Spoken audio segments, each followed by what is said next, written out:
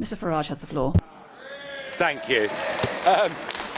Look, nobody in their right minds would not agree that it was a sensible thing to do to get France and Germany together round the table to break bread with each other, to have a trade deal with each other back in the 1950s, and to work as sovereign democratic nations together for peace. All of that was absolutely right and high-minded. Sadly, the whole thing has become corrupted.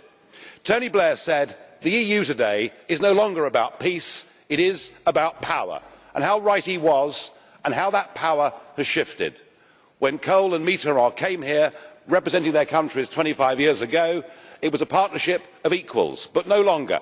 France is now severely diminished, trapped inside a currency, frankly, from which she can't recover, and the French voice in this relationship and in Europe is little more now, frankly, than a pipsqueak. We're living, and it's an irony, isn't it, that a project that was designed to contain German power has now given us a totally German-dominated Europe. Just look at the euro.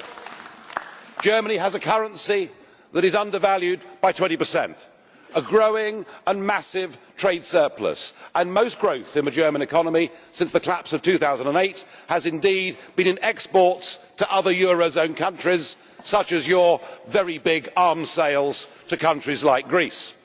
And when we have a general election that says a country like Greece wants to change direction, well, I'm sorry, but that now must be brushed aside because the Germans don't want it.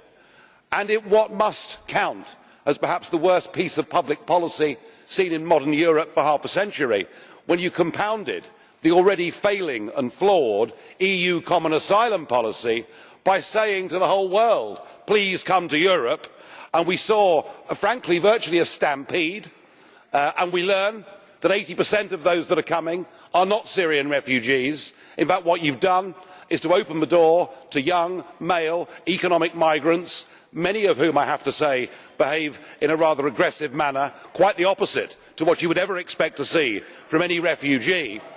And yet when that failure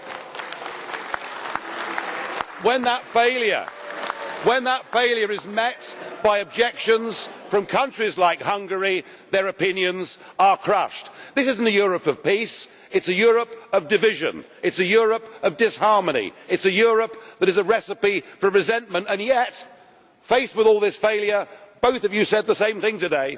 You said Europe isn't working, so we must have more Europe, more of the same failing. Well, there is, I think, a bright star on the horizon. It's called the British referendum. And given that none of you want to concede Britain the ability to take back control of our own borders, a Brexit now looks more likely than at any point in modern time, and I hope and pray that Britain voting to leave the European Union will be the beginning of the end of a project, however noble its original intentions, has gone rotten.